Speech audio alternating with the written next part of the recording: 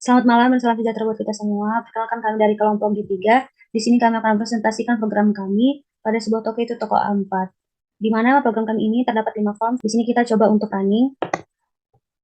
Pada nomor ID kita bisa input nomor ID. Contohnya itu 111. Username itu contohnya itu adalah Indri. Passwordnya 12345 dan bagian customer. Misalnya kita pilih login. Ketika kita memilih login, dia akan muncul ke form pesanan barang tersedia. Nah, di sini kita bisa input kode barang pesanan, contohnya 201. Jenis barang pesanan tuh misalnya pulpen. Nah, pulpen tuh nama barang pesanannya sepertinya standar pulpen. Nah, jumlah barang pesanan kita bisa pilih, misalnya 2, detail pesanan misalnya original. Nah, pada nomor ID di sini itu otomatis sesuai dengan nomor ID pada form login sebelumnya. Nah, kita add. Nah, input berhasil, dan ketika input berhasil, maka akan muncul data pada data pesanan barang tersedia. Nah, kalau kita input lagi 102, misalnya buku diari, terus jumlah barang pesanan tuh misalnya 1, jumlah pesanan tuh misalnya 2 kali 4. Kita bisa reset untuk mengulang pengisian. Yes. Nah, maka seluruh yang kita input tadi akan terhapus.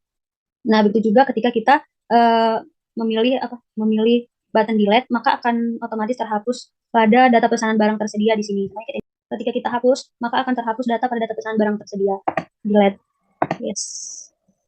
Nah, setelah kita mengisi data pesanan barang tersedia, kita bisa next ke form selanjutnya. Nah, setelah mengisi data pesanan barang tersedia, maka kita akan mengecek apakah barang tersebut tersedia pada toko tersebut. Jadi kode barang tersedia kita bisa lihat di sini. Misalnya di sini kode barang tersedia, pada kode barang pesanan harus sesuai dengan data pesanan barang tersedia. Maka kita isi 104. Kode barang tersedia, misalnya kita buat 104 juga. Nama barang tersedia, contohnya buku harian. Jenis barang tersedia tuh buku. Jumlah barang tersedia, misalnya di sini ada kita import 5, dan jumlah permintaan barang dapat kita lihat pada, nah di sini pada jumlah barang pesanan. Kita input 2, nah kita add. Apakah button add ini dapat berjalan? Ya, maka input berhasil. Nah, untuk melihat apakah data dapat dihapus, kita bisa coba lagi dengan menginput data ulang. Misalnya di sini 103, buku harian. Jumlah barang tersedia semuanya 2, 0, maka kita coba reset. Nah, button reset dapat berjalan. Begitu juga ketika kita menekan button delete, maka nanti pada text box ini akan terhapus seluruhnya. Jadi kita lihat contohnya, misalnya sini buku harian. Ini barang tersedia tuh misalnya buku. Jumlah barang tersedia tuh misalnya 4, 2. Kita mencoba input berhasil. Nah, untuk membuktikan apakah button delete ini dapat berjalan, maka kita dapat mengklik button delete. Yes. Nah, maka button delete di sini akan menghapus secara otomatis pada data persediaan barang yang tadi ada di sini. Selanjutnya, ketika kita sudah menginput data persediaan barang, kita bisa next ke form selanjutnya. Nah, sebelumnya kita harus menyesuaikan kode barang tersedia yang ada pada data persediaan barang untuk rencana pengadaan barang. Di mana di sini kode barang tersedia yaitu 223. Kita input. Nah, kode perencanaan barang misalnya kita buat PB1. Nama barang di sini buku harian.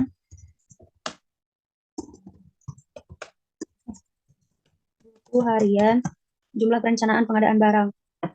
Nah, di sini jumlah permintaan barang 2, jumlah barang tersedia. Maka misalnya kita membutuhkan 5 jumlah perencanaan pengadaan barang. Maka kita add, bahwa input berhasil.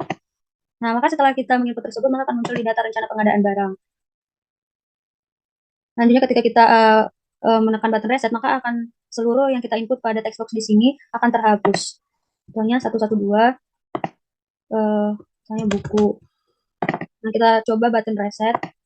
Yakin ingin mengulang pengisian? Yes. Nah, maka keseluruhan akan terhapus. Nah, untuk membuktikan apakah button delete pada rencana pengadaan barang untuk menghapus data itu terbukti, maka kita dapat menginput lagi. Ini 203.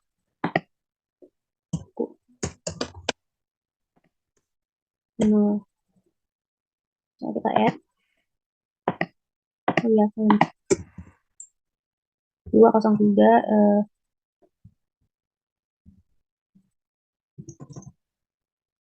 pesanan barang.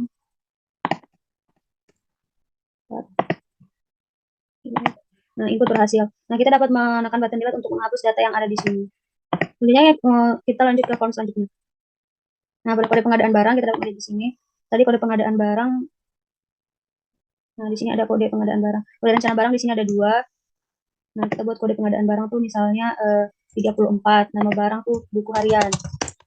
Jenis barang buku. Jumlah pengadaan barang itu misalnya 8. Nanti kita coba add. Input berhasil, maka data akan terinput pada data rencana pengadaan barang seperti di bawah ini. Selanjutnya kita akan mereset data yang ada di sini. Contohnya di situ ada misalnya 35 nama barang, contohnya buku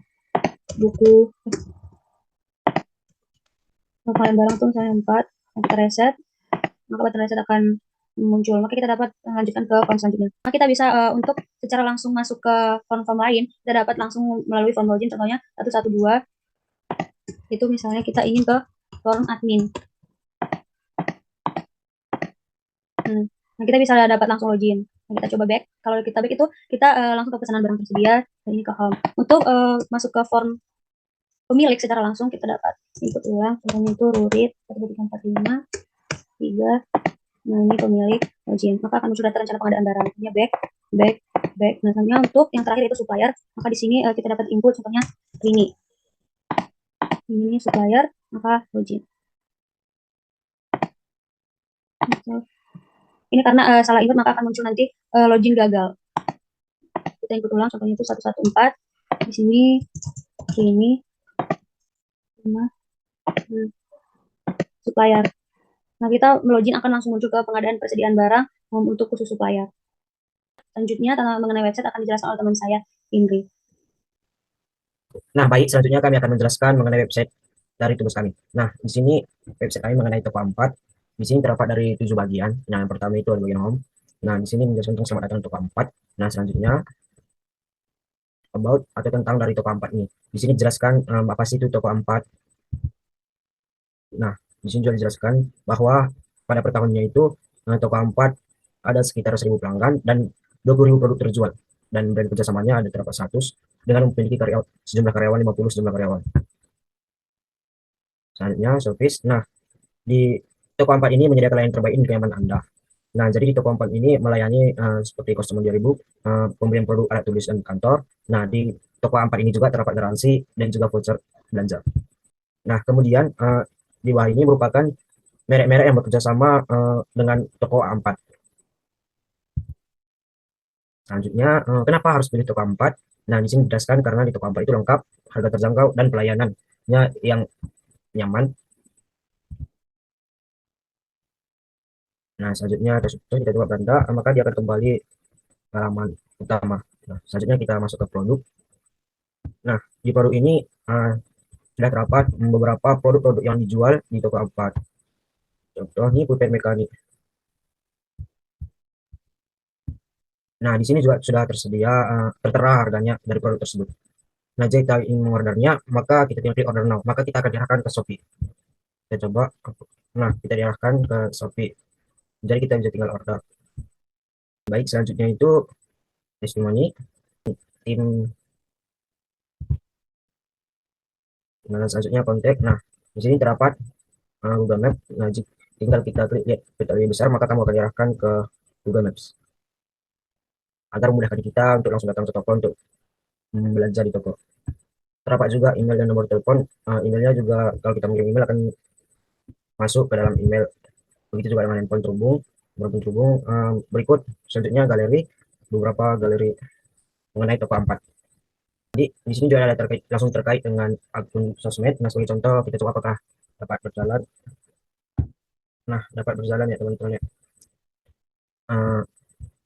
Selanjutnya kita lanjut untuk sosial media dari toko 4 sendiri. Kita coba Facebook. Nah, kita akan nyalakan ke Facebook dari toko 4 sendiri. Nah, kemudian kita coba yang Instagramnya.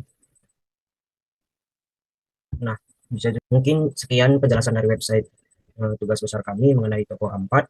Mungkin jika ada salah kata yang kami ucapkan, kami mohon maaf sebesar-besarnya atas perhatiannya. Terima kasih.